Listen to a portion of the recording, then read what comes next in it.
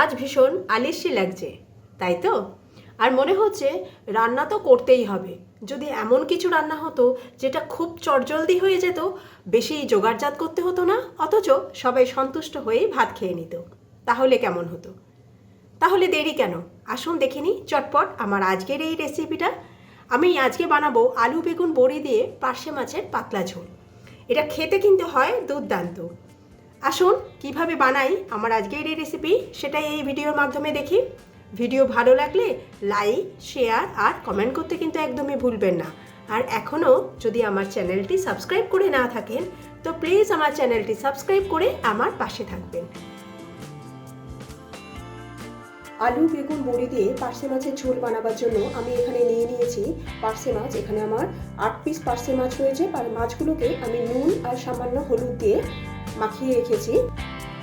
এখানে নিয়েছি আমি বেশ কিছু আলুগুলোকে এরকমভাবে কেটে নিয়েছি। আর নিয়েছি লম্বা করে কেটে রাখা বেগুন, নিয়েছি একটা টমেটোটাকেও আমি এরকমভাবে লম্বা করে পাতলা করে কেটে নিয়েছি। আর 3টে চিড়ে রাখা কাঁচা লঙ্কা আছে। এখানে আমি নিয়েছি সর্ষে, আমি আজকে পাউডার সর্ষে ব্যবহার করছি। আপনারা এই জায়গায় গোটা সর্ষেকেও বেটে নিতে পারেন। এখানে আমি 2 টিস্পুন পাউডার সর্ষেকে উষ্ণ গরম জলে একটু সামান্য নুন দিয়ে ভিজিয়ে রেখেছি, যাতে সর্ষের তিতো ভাবটা কেটে যায়। আর এখানে নিয়েছি বেশ কিছু বড়ি।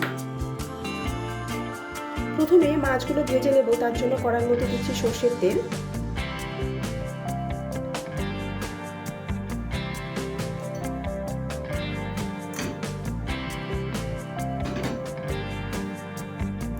তেল ভালো মতো গরম হয়ে গেলে আমি মাছ ছেড়ে দিচ্ছি।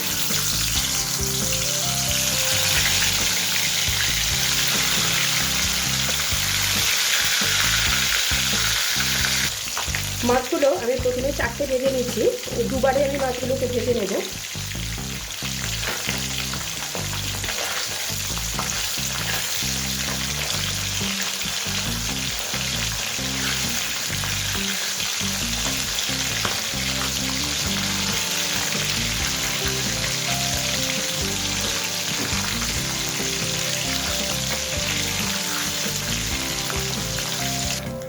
মাছ ভেজে নেওয়া হয়ে গেছে, এবার আমি তুলে নেব।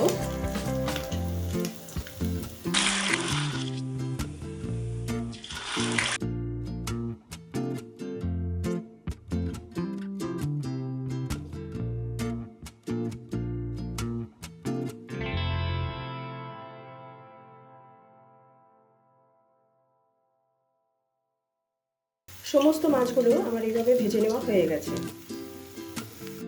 এবার এই তেলের মধ্যে আমি বড়িগুলোকে ভেজে নেব।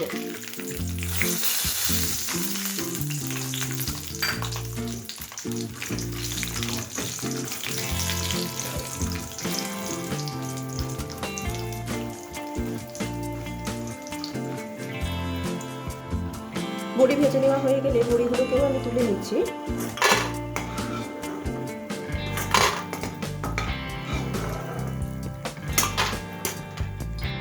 এবার এই তেলের মধ্যে আমি দিচ্ছি বেশ কিছু কালো জিরে ফোড়নের জন্য।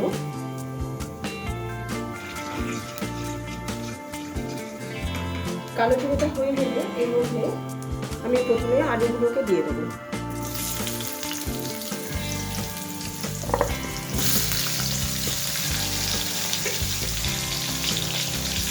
আলুগুলোকে সামান্য একটুখানি ভেজে নেব।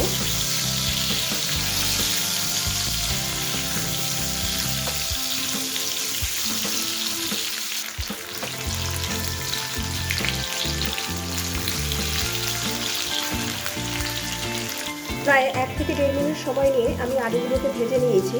এবার এর মধ্যে আমি কেটে রাখা বেগুনগুলোকে অ্যাড করে দিচ্ছি। সেই সাথে অ্যাড করে দিচ্ছি টমেটো।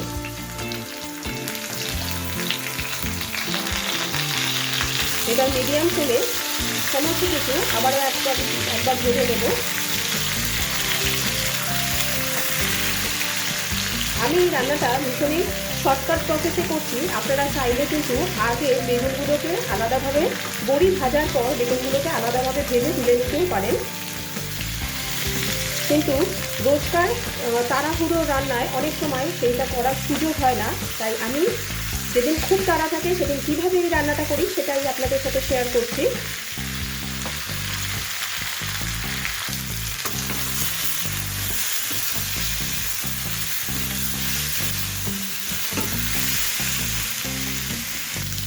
আরও 2 থেকে 3 মিনিট আমি সমস্ত কিছু একসাথে ভেজে নিয়েছি। দেখুন বেগুনের গায়ে হালকা ব্রাউন কালার ধরেছে আর টমেটোগুলোও কিন্তু গলে গেছে অনেকটাই। এবার এর মধ্যে আমি জল অ্যাড করে দেবো।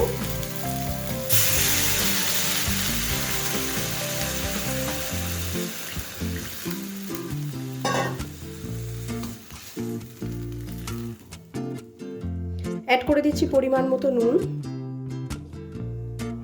হলুদ, সামান্য পরিমাণ লঙ্কার গুঁড়ো, হাফ টিস্পুনের একটু কম জিরের গুঁড়ো, সেই সাথে 3টে চিড়ে রাখা কাঁচা লঙ্কা। এবার সমস্ত কিছু একবার ভালোভাবে মিশিয়ে নেব।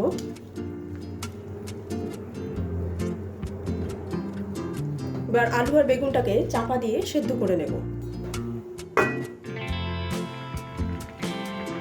আলু আর বেগুনটা মোটামুটি যখন 50% সেদ্ধ হয়ে যাবে সেই সময় ঢাকনা খুলে আমি এতে অ্যাড করে দিচ্ছি ভেজে রাখা মাছ আর ভেজে রাখা বড়িগুলো।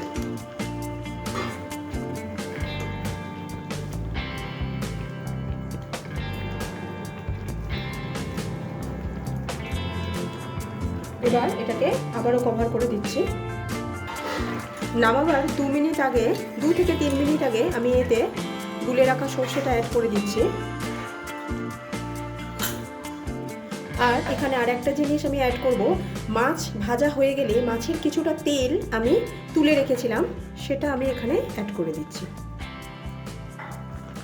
আর কভার দেবো না, এবার এরকমভাবে উইদাউট কভার আমি এটাকে 2 থেকে 3 মিনিট একটু ফুটিয়ে নেব। শেষে এরকমভাবে মাছ ভাজা তেলটা অ্যাড করলে এর স্বাদ কিন্তু অনেকটা বেড়ে যায়। তৈরি হয়ে গেছে আমার আজকের রেসিপি আলু বেগুন দিয়ে পার্শে মাছের ঝোল। এবার আমি গ্যাসের ফ্লেমটাকে অফ করে দিলাম।